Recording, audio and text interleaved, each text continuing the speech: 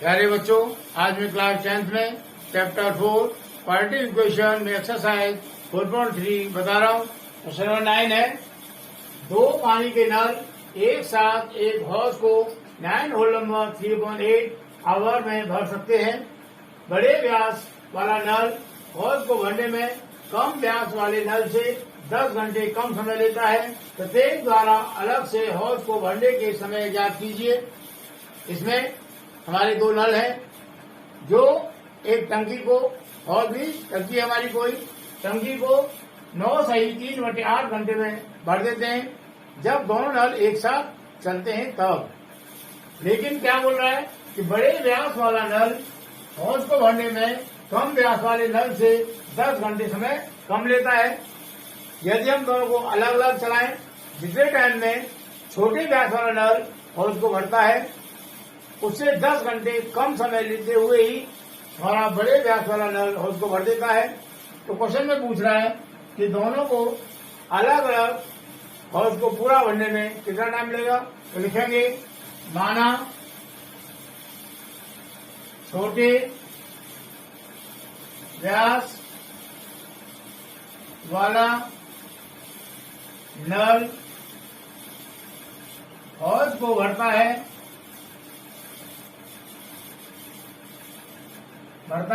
Equal to, हमने मान लिया इसको x घंटे में।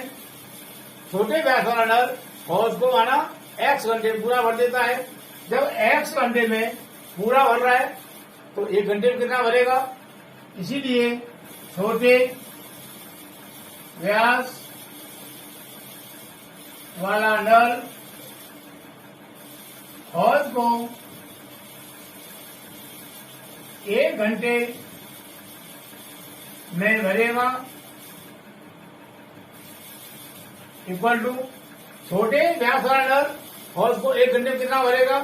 इसका फॉर्मूला होता है 1 घंटे में किया गया कार्य इक्वल टू 1 पूरा कार्य करने में लगा कुल समय।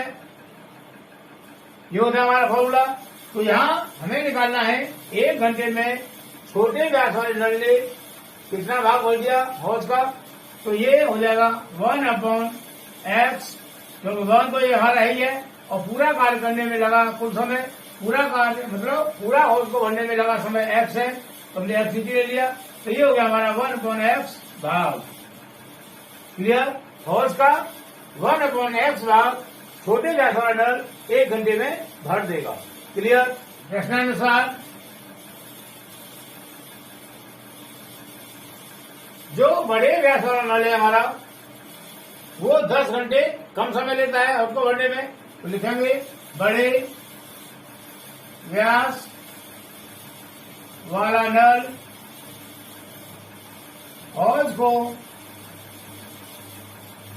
पूरा भरता है इक्वल टू, छोटे व्यास वाला नल भर रहा है हौज को पूरा x घंटे में। और प्रश्न में दे रखा है कि बड़े व्यास वाला नल हौज को भरने में कम व्यास वाले नल से 10 घंटे कम समय लेता है। तो हम क्या करेंगे, इस x में से 10 माइनस कर देंगे। तो ये हो जाएगा x - 10 आवर। मतलब बड़े व्यास वाला नल हौज को x - 10 घंटे में पूरा भर देगा। क्लियर। इसका भी निकालेंगे कि 1 घंटे में कितने भाग भरेगा। इसीलिए बड़े व्यास वाला नल हौज को 1 घंटे में भरेगा इक्वल टू, ऐसे इसका निकाल देंगे 1/x - 10 भाग, मतलब बड़े व्यास वाला नल हौज को 1 घंटे में भर देगा 1/x - 10 भाग। क्लियर। अब हम निकालें कि दोनों नलों को हमने 1 घंटे के लिए चला दिया, तो दोनों मिलके 1 घंटे में कितना हौज भरेंगे ये निकालेंगे। लिखेंगे, इसीलिए दोनों नलों द्वारा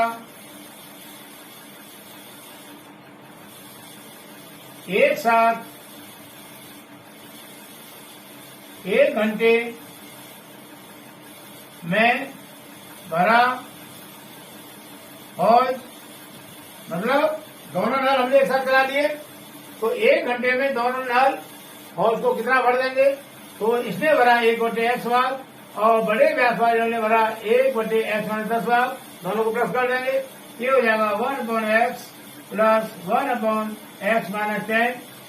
क्लियर? इसका हम एलसीएम ले लेंगे, x माइनस 10, ये वाला एलसीएम आ गया, तो ये हो जाएगा यहाँ x से डिवाइड करेंगे एलसीएम को, x कट जाएगा, बचेगा हमारा x माइनस 10 और x माइनस 10 का करेंगे मल्टीप्लाई 1 में, तो ये हो गया हमारा x माइनस 10 प्लस, अब x माइनस 10 से करेंगे डिवाइड एलसीएम को, तो x माइनस 10 कट जाएगा, बचेगा हमारा x और x से करेंगे मल्टीप्लाई 1 में, तो ये आ गया हमारा x। Clear? Equal to x और x, ये हो जाएगा 2x minus 10 upon x bracket में x माइनस 10, ये हो जाएगा भाग। और दोनों नल जब हमने एक साथ चला दिए तो उन्होंने 1 घंटे में जो हौज भरा वो भरा हमारा 2x minus 10 upon x into x minus 10 भाग। क्लियर? हमें क्वेश्चन में दे रखा है कि दोनों नल हौज को 9/3/8 घंटे में पूरा भर देते हैं, तो लिखेंगे प्रश्नानुसार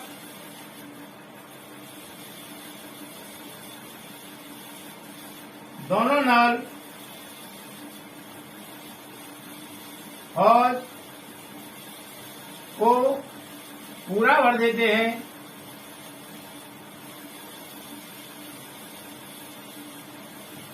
इक्वल टू 9/3/8 घंटे में।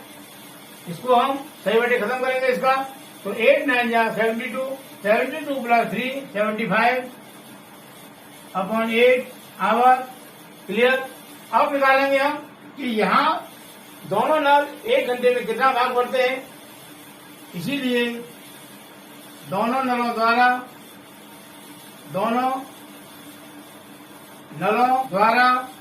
1 घंटे में भरा हौज इक्वल टू, ऐसे इसको कर देंगे 1/75/8 इक्वल टू, हमारा 8 जाएगा ऊपर 1 में, ये हो जाएगा 8/75, ये हो गया हमारा भाग। क्लियर? जब दोनों नल हमने एक साथ चला दिए तो हौज तो उन्होंने 1 घंटे में भरा 8/75 भाग। क्लियर? हमने जो निकाला वो आया हमारा 1 घंटे में दोनों नलों द्वारा भरा गया भाग ये, और प्रश्न के अनुसार आया हमारा 8/75 भाग। ये भी 1 घंटे भरा गया है दोनों नलों द्वारा, और ये भाग भी दोनों नलों द्वारा 1 घंटे में भरा गया है, तो दोनों बराबर होने चाहिए। लिखेंगे इसीलिए 2x minus 10 upon x bracket में x माइनस 10 बराबर हो जाएगा हमारा ये 8/75। क्लियर? अब यहाँ करेंगे हम क्रॉस मल्टीप्लाई, तो ये हो जाएगा 75 ब्रैकेट में लिखेंगे 2x माइनस का 10 इक्वल टू 8x और ब्रैकेट में x माइनस 10, यहाँ ब्रैकेट खोलेंगे, ये हो जाएगा 75 2 जा 450 x माइनस 75 10 जा 750 इक्वल टू, इसका करेंगे अंदर ब्रैकेट मल्टीप्लाई, ये हो जाएगा 8x स्क्वायर माइनस का 80x। Clear?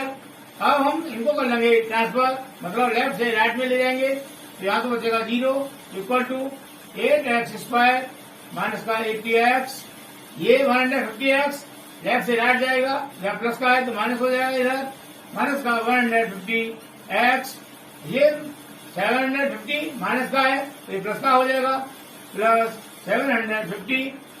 Clear? 0 equal to 8x square, यहाँ पर 80x माइनस का और 150x ये भी माइनस का है, दोनों को प्लस कर देंगे, ये हो जाएगा माइनस का 230x प्लस का 750। क्लियर? इस पूरे समीकरण में 2 से डिवाइड हो जाएगा, कर देंगे, ये तो 0/2 तो 0 जाएगा इक्वल टू, ये हो जाएगा 4x स्क्वायर माइनस ये हो जाएगा 115x प्लस 375। क्लियर। 0 हमारा लेफ्ट साइड में है और ये सभी संख्या राइट साइड में है। इनको तो ले आएंगे हम लेफ्ट में और 0 को ले आएंगे राइट में। तो ये हो जाएगा 4x² माइनस का 115x प्लस का 375 इक्वल टू 0। क्लियर। यहां हमको ये 4 मल्टीप्लाई 375 इनके फैक्टर करके उनका प्लस माइनस करके हमको लाना है माइनस का 115। कैसे आएगा? तो इसके फैक्टर दिए हमने, ये हो जाएंगे 2 multiply 3 multiply 5 multiply 5 multiply 5। Clear. तो क्या करेंगे हम? ये हो जाएगा हमारा 2 2 जा 4 4 5 जा 20 और 25 जा 100। ये हो गया। तो ये हो गया हमारा 100 और ये 3 into 5 ये हो गया 15। हमको लाना है माइनस का 115। तो यहाँ 100 को करेंगे माइनस और 50 को करेंगे माइनस और दोनों को प्लस करेंगे। तो ये आएगा हमारा माइनस का 115। क्लियर। इसको लिखेंगे 4x² माइनस का 100x माइनस का 15x प्लस का 375 इक्वल टू 0। क्लियर। यहाँ से 4x कॉमन आ जाएगा तो यहाँ बचेगा x और यहाँ बचेगा माइनस का 25। क्लियर। यहाँ से हमें कॉमन लेना पड़ेगा एक तो माइनस साइन, क्योंकि यहाँ x माइनस का है और ब्रैकेट के अंदर यहाँ x प्लस का आ रहा है। तो यहाँ प्लस का करने के लिए माइनस कॉमन लेना पड़ेगा। दूसरा यहाँ 15 है और यहाँ है 375। तो इनमें से कॉमन आएगा हमारा 15। कहने का मतलब -15 हमने कॉमन ले लिया। अब -15 से डिवाइड करेंगे -15x को, तो माइनस से माइनस प्लस हो जाएगा। ये 50 से 50 डिवाइड होगा 1 टाइम, तो यहाँ बचेगा हमारा x। माइनस से डिवाइड करेंगे प्लस को तो माइनस हो जाएगा और 50 से डिवाइड करेंगे 375 को तो ये हो जाएगा हमारा 25 टाइम इक्वल टू 0। क्लियर। अब यहाँ पर हमारा एक पद ये हो गया और एक पद ये हो गया। इन दोनों में x माइनस 25 और x माइनस 25 कॉमन आ रहा है, उसको हमने कॉमन ले लिया। यहाँ बचा हमारा 4x और यहाँ बचा माइनस का 15 इक्वल टू 0। क्लियर। अब इन दोनों पदों का मल्टीप्लाई 0 के बराबर है, तो या तो ये 0 होगा या ये 0 होगा, तभी तो दोनों का मल्टीप्लाई 0 के बराबर होगा। नहीं तो पहले हमने इसको मान लिया 0, लिखेंगे माना x minus 25 equal to 0, therefore x equal to 25। Clear. अब इसको मानेंगे वह 4x माइनस का 15 equal to 0। 4x equal to 15 को ट्रांसफर करेंगे तो माइनस का है प्लस का हो जाएगा। Therefore x equal to 15/4 equal to divide करेंगे तो 4 3 जा 12, 3 डिवाइडर आया तो ये हो जाएगा 3 होल नंबर 3/4। ये हमने x माना था छोटे व्यास द्वारा होल को भरने में लगा समय, तो x हो गया हमारा आवर, मतलब टाइम हो गया। ये भी टाइम हो जाएगा। अब ये होगा या ये होगा टाइम, ये हमको देखना है। यहाँ बोल रहा है कि बड़े व्यास वाला नल होल को भरने में कम व्यास वाले नल से 10 घंटे समय कम लेता है, लेकिन ये टाइम हमारा 10 घंटे से कम है। क्लियर। जब यही टाइम 10 घंटे से कम है तो बड़े व्यास वाले नल का टाइम कैसे निकालेंगे हम? वो तो माइनस में जाएगा और कभी भी समय हमारा इस तरह से माइनस में नहीं हो सकता। तो ये हो जाएगा हमारा अमान्य या असंभव, इम्पॉसिबल। तो टाइम होगा हमारा ये लिखेंगे, इसीलिए छोटे व्यास वाला नल हॉर्स को भरेगा इक्वल टू 25 आवर, मतलब 25 घंटे में छोटे व्यास वाला नल हॉल को पूरा भर देगा। वह बड़े व्यास वाला नल हॉर्स को भरेगा इक्वल टू वो टाइम ले रहा है 10 घंटे कम, तो यहाँ 25 में से और 10 माइनस कर देंगे तो यह हमारा 15 आवर। क्लियर। और यही हमारा आंसर हो जाएगा। क्लियर। मतलब छोटे व्यास वाले नल हॉल को भरेगा 25 घंटे में और बड़े व्यास वाला नल हॉल को भरेगा हमारा 15 घंटे में। क्लियर। अब नेक्स्ट क्वेश्चन क्वेश्चन नंबर 10 है मैसूर और बैंगलोर के बीच के 132 किलोमीटर यात्रा करने में एक एक्सप्रेस रेलगाड़ी सवारी गाड़ी से 1 घंटा कम समय लेती है। मध्य के स्टेशनों पर ठहरने का समय ध्यान में न लिया जाए। यदि एक्सप्रेस रेलगाड़ी की औसत चाल सवारी गाड़ी की औसत चाल से 11 किलोमीटर प्रति घंटा अधिक हो तो दोनों रेलगाड़ियों की औसत चाल ज्ञात कीजिए। ये हमारा क्वेश्चन है कि मैसूर और बैंगलोर के बीच की दूरी है 132 किलोमीटर। इस 132 किलोमीटर को एक सवारी गाड़ी मतलब पैसेंजर गाड़ी और एक एक्सप्रेस गाड़ी दोनों तय कर रही है। एक्सप्रेस रेलगाड़ी 1 घंटा कम समय लेती है सवारी गाड़ी की अपेक्षा। इसमें यह दिया है कि जो बीच में स्टेशन पड़ेंगे वहां हमारी गाड़ी रुकी, उस टाइम को हमें ध्यान में नहीं देना है। एक्सप्रेस रेलगाड़ी की औसत चाल सवारी गाड़ी की औसत चाल से 11 किलोमीटर प्रति घंटा अधिक है। मतलब एक्सप्रेस रेलगाड़ी हमारी सवारी गाड़ी से 11 किलोमीटर प्रति घंटा की चाल से अधिक तेज चलती है। तो ये पूछ रहा है कि दोनों गाड़ियों की औसत चाल क्या होगी। देखेंगे, माना सवारी रेलगाड़ी की औसत चाल इक्वल टू ये हमने मान लिया f किलोमीटर प्रति घंटा। क्लियर। कुल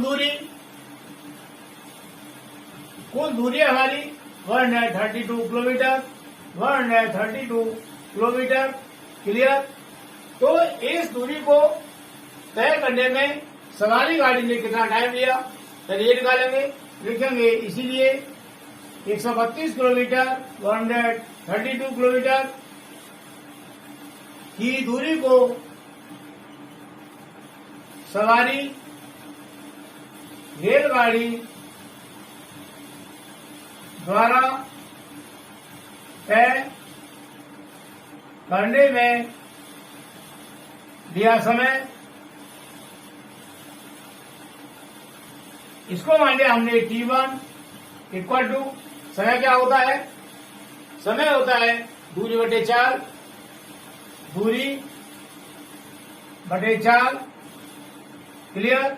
इक्वल टू दूरी हमारी 132 अपॉन 4 है हमारी x। तो ये हो गया हमारा आवर, घंटे का समय आ गया। प्रश्न में दे रखा है एक्सप्रेस रेलगाड़ी की जो औसत चाल है वो सवारी गाड़ी से 11 किलोमीटर घंटा अधिक है। तो लिखेंगे प्रश्नानुसार एक्सप्रेस रेलगाड़ी की चाल इक्वल टू x, हमने सवारी गाड़ी की x मानी थी और एक्सप्रेस गाड़ी की जो चाल है वो इससे 11 किलोमीटर घंटा अधिक है। तो एक्सप्रेस गाड़ी चाल हो जाएगी हमारी x plus 11 kilometre per hour. Clear. हमारी दूरी दोनों के लिए यही है 132 किलोमीटर। तो लिखेंगे कुल दूरी इक्वल टू 132 किलोमीटर। क्लियर। अब इस दूरी को एक्सप्रेस रेलगाड़ी कितने समय पार करेगी, इसीलिए 132 किलोमीटर की दूरी को तय करने में एक्सप्रेस रेलगाड़ी द्वारा दिया गया समय, इसको मान लिया हमने T2 इक्वल टू दूरी बटे 4। तो दूरी हमारी यही 132 अपॉन 4 है हमारी x प्लस 11 आवर। प्रश्न में दिया है 132 किलोमीटर दूरी को तय करने में एक्सप्रेस रेलगाड़ी सवारी गाड़ी से 1 घंटा समय कम लेती है। तो लिखेंगे प्रश्नानुसार सवारी गाड़ी का टाइम हमारा ये है T1 और एक्सप्रेस गाड़ी का टाइम ये है T2। ये T2 टाइम T1 टाइम से 1 घंटा कम है। हमको इन दोनों टाइमों को करना है बराबर। तो हम कम वाले में जब 1 प्लस कर देंगे तो दोनों टाइम बराबर हो जाएंगे। क्लियर। T1 का मान यहां से ये है 132 upon X equal to T2 का टाइम ये है 132 अपॉन 1 प्लस 11 और ये प्लस 1 हमारा है ये अलग से। क्लियर। यहाँ पर 1 का हाफ 1 मान लिया और एलसीएम आएगा इसका x plus 11। Clear. x plus 11 से डिवाइड करेंगे एलसीएम को तो 1 टाइम जाएगा और 1 से करेंगे मल्टीप्लाई 132 में तो आएगा हमारा 132 प्लस 1 से डिवाइड करेंगे एलसीएम को तो आएगा x प्लस 11 और करेंगे मल्टीप्लाई 1 से ये हो जाएगा हमारा x प्लस 11 टाइम। क्लियर। ये 132 upon X equal to 132 plus 11 ये हो जाएगा हमारा 143 plus X upon X plus 11। Clear. यहां करेंगे हम क्रॉस मल्टीप्लाई ये हो जाएगा 132 ब्रैकेट में ये X plus 11 equal to X करेंगे इधर तो एक्स ब्रैकेट में 143 प्लस एक्स। क्लियर। ब्रैकेट खोलेंगे तो ये हो जाएगा 132 एक्स प्लस 132 से करेंगे मल्टीप्लाई 11 को तो ये हो जाएगा हमारा 1452 इक्वल टू अब एक्स से करेंगे अंदर यहाँ ब्रैकेट में मल्टीप्लाई ये हो जाएगा 143 X plus X square. Clear. ये हमारी लेफ्ट हैंड साइड है और ये राइट हैंड साइड है तो इसको ले जाएंगे हम राइट हैंड साइड में तो यहाँ का बचेगा लेफ्ट साइड में 0 equal to 143 X plus X square minus ये प्लस का है माइनस हो जाएगा 132 एक्स माइनस 1452 माइनस 1452। क्लियर। ये तो 0 है ही हमारा इक्वल टू ये 143 एक्स प्लस का है और ये 132 एक्स माइनस का है इसको करेंगे प्लस तो ये हो जाएगा हमारा 11x प्लस का प्लस एक्स स्क्वायर और ये माइनस का है 1452। क्लियर। ये राइट हैंड साइड और ये 0 लेफ्ट हैंड साइड में है यहाँ पर दोनों साइडों को चेंज कर लेंगे तो ये हो जाएगा x square plus 11x minus का 1452 इक्वल टू 0। क्लियर। अब हमें 1452 के फैक्टर करके और हमें लाना है प्लस का 11 तो उसको फैक्टर करेंगे 1452 के फैक्टर भी हमने ये आए 2 multiply 2 multiply 3 multiply 11 multiply 11। Clear. अब हमें लाना है यहाँ पर 11x प्लस का कैसे आएगा ये हो जाएगा 2 2 जा 4 और 4 11 जा 44। क्लियर। और ये 3 11 जा 33 44 में से माइनस करेंगे हम 33 को तो ये आएगा हमारा 11। क्लियर। तो यहाँ लिखेंगे एक्स स्क्वायर प्लस का 44 एक्स माइनस का 33 एक्स माइनस का 1452 इक्वल टू 0। क्लियर। यहाँ से आ जाए कॉमन एक्स हमने एक्स कॉमन ले लिया यहाँ बचा एक्स और यहाँ बचा हमारा 44। क्लियर।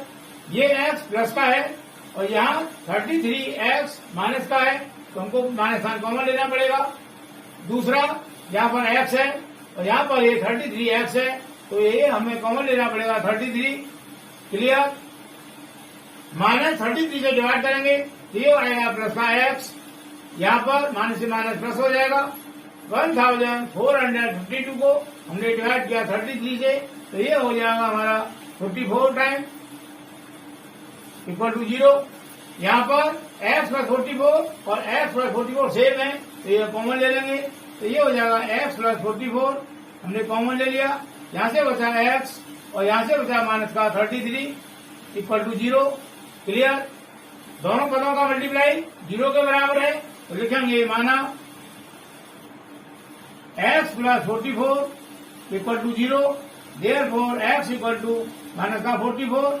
क्लियर। ये x क्या है x है हमारी सवारी गाड़ी की औसत चाल लेकिन ये आ रहा है माइनस में तो गाड़ी की औसत चाल हमारी नेगेटिव नहीं हो सकती तो ये हो जाएगा अमान्य।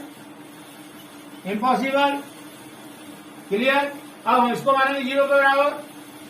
वह x minus 33 equal to 0, therefore x equal to 33। Clear.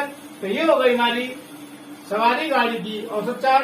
तो लिखेंगे इसीलिए सवारी गाड़ी की औसत चाल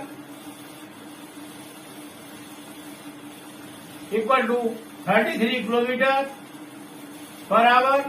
क्लियर। वह एक्सप्रेस रेलगाड़ी की औसत चाल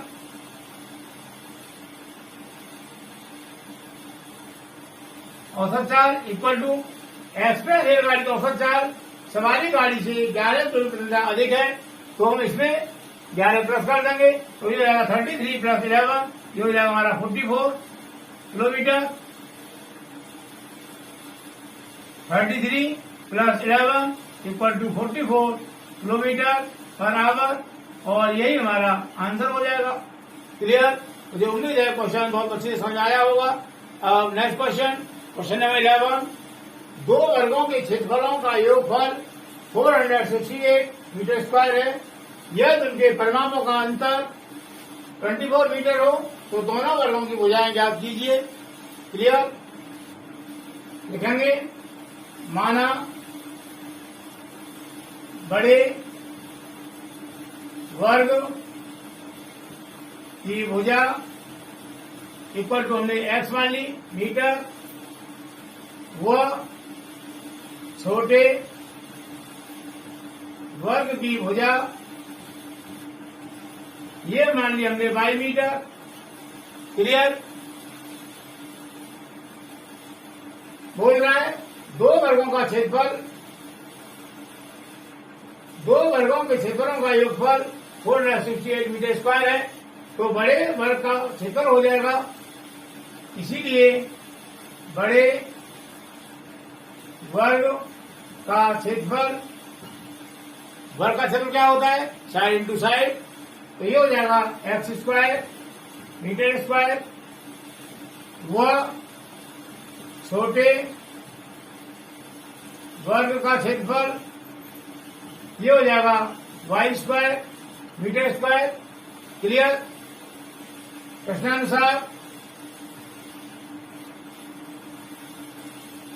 दोनों के क्षेत्रफलों का योगफल ये दे रखा है 468 मीटर स्क्वायर। इन दोनों को प्लस कर देंगे, ये हो जाएगा x square plus y square equal to 468। Clear. ये हो गया हमारा इक्वेशन नंबर फर्स्ट। क्लियर। आगे बोल रहा है उनके परिमापों का अंतर। तो वर्ग का परिमाप क्या होता है? 4 इंटू साइड। तो लिखेंगे प्रश्नानुसार बड़े वर्ग की जो भुजा है, बड़े वर्ग का परिमाप हो जाएगा 4x, और छोटे वर्ग का परिमाप हो जाएगा 4y, और इन दोनों का अंतर मतलब माइनस कर देंगे इक्वल टू 24 मीटर। क्लियर। यहां से हम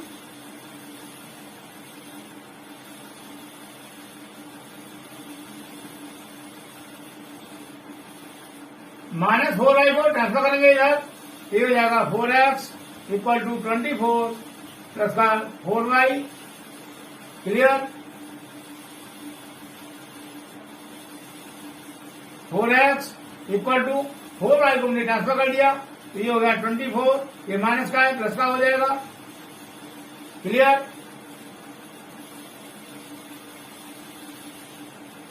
फोर एक्स इक्वल टू यहां से हम 4 कॉमन ले लेंगे, ये हो जाएगा 6 plus y। Clear. Therefore x equal to 4 bracket में 6 प्लस y अपॉन ये है मल्टीप्लाई तो डिवाइड में आ जाएगा 4, और 4 से 4 कैंसिल हो जाएगा, क्या बचा 6 प्लस y। ये हो गया हमारा x का मान। क्लियर। तो लिखेंगे x equal to 6 plus y, ये हो गया हमारी इक्वेशन नंबर 2। क्लियर। अब हम समीकरण 2 से x का मान लगाएंगे समीकरण फर्स्ट में, तो लिखेंगे समीकरण 2 से x का मान समीकरण 1 में रखने पर क्लियर, ये एक्स स्क्वायर और ये एक्स का मान है 6 प्लस वाई, तो ये हो जाएगा 6 प्लस वाई का whole square plus Y square equal to 468। Clear, यहाँ ब्रैकेट खोलेंगे, a प्लस बी का होल स्क्वायर क्या होता है, a square plus B square plus 2ab, ये हो जाएगा 6 square plus Y square plus 2 multiply a 6 multiply Y, ये भी हो जाएगा बाई plus Y square equal to 468, ये हो जाएगा 36 6 का square plus Y square plus 6 two 12 Y plus Y square, इसको मैंने ट्रांसफर कर लिया, ये जाएगा माइनस का 468 इक्वल टू 0। क्लियर, ये वाई स्क्वायर है और एक वाई स्क्वायर ये है, ये हो जाएगा 2 वाई स्क्वायर प्लस 12 बाई 36 प्लस का है और 468 माइनस का है, माइनस का बचेगा 432 इक्वल टू 0। क्लियर, यहाँ पर 2 से पूरा समीकरण डिवाइड हो जाएगा, तो डिवाइड कर देंगे, ये हो जाएगा वाई स्क्वायर प्लस का 6 वाई माइनस का 216 इक्वल टू 0। क्लियर, अब हमें 216 के फैक्टर करके और लाना है प्लस का 6, कैसे आएगा, 216 के फैक्टर हो जाएंगे, 216 के फैक्टर हो गए 2 multiply 2 multiply 2 multiply 3 multiply 3 multiply 3। Clear, अब हमें इनको प्लस माइनस करके लाना है प्लस का 6, कैसे आएगा, 2 मल्टीप्लाई 3 मल्टीप्लाई 3 क्या हो जाएगा, 2 इंटू 3 इंटू 3, तो 3 3 9 और 9 2 18। क्लियर, और ये क्या हो गया, 2 मल्टीप्लाई 2 मल्टीप्लाई 3, तो 3 2 6 और 6 2 12, 18 में से माइनस करेंगे 12, तो आएगा हमारा 6। क्लियर, तो यहाँ लिख देंगे वाई स्क्वायर प्लस का 18 बाई माइनस का 12 बाई माइनस का 216 इक्वल टू 0। क्लियर, यहाँ से बाई कॉमन आ जाएगा, यहाँ बचेगा बाई प्लस का 18, यहाँ से माइनस का 12 कॉमन ले लेंगे, ये हो जाएगा प्लस का वाई और प्लस का 18 इक्वल टू 0। क्लियर, इन दोनों पदों में बाई प्लस 18 सेम है, हमने बाई प्लस 18 को कॉमन ले लिया, यहाँ क्या बचा वाई और यहाँ से बचा माइनस का 12 इक्वल टू 0। क्लियर, इन दोनों पदों का मल्टीप्लाई 0 है, तो मान लेंगे, माना y प्लस 18 इक्वल टू 0, तो पहले हमने इसको 0 मान लिया, यहाँ से y हो जाएगा हमारा माइनस का 18। क्लियर, अब इसको मानेंगे 0, तो जाएगा y minus 12 equal to 0, therefore y equal to 12। ये y क्या है हमारा, y है छोटे वर्ग की भुजा, ये आ रही है माइनस में, तो भुजा कभी माइनस में नहीं हो सकती, तो उसको लिख देंगे अमान्य। Clear, impossible. अब हमें मान निकालना है x का, मतलब बड़े वर्ग की भुजा निकालनी है, तो हम लिखेंगे y का मान समीकरण सेकेंड में रखने पर, समीकरण सेकेंड था हमारा x equal to 6 plus Y. Clear, यहाँ से y का मान 12 हम यहाँ लगा देंगे, तो लिखेंगे 6 प्लस 12 इक्वल टू 18, तो ये आ गया हमारा x, मतलब बड़े वर्ग की भुजा, तो लिखेंगे इसीलिए बड़े वर्ग की भुजा इक्वल टू 80 मीटर, वह छोटे वर्ग की भुजा इक्वल टू 12 मीटर। क्लियर, और यही हमारा आंसर हो जाएगा। मुझे उम्मीद है ये सभी क्वेश्चन बहुत अच्छी तरह समझ में आए होंगे। इस तरह से हमारी एक्सरसाइज 4.3 कंप्लीट होती है। नेक्स्ट एक्सरसाइज नेक्स्ट वीडियो में करेंगे।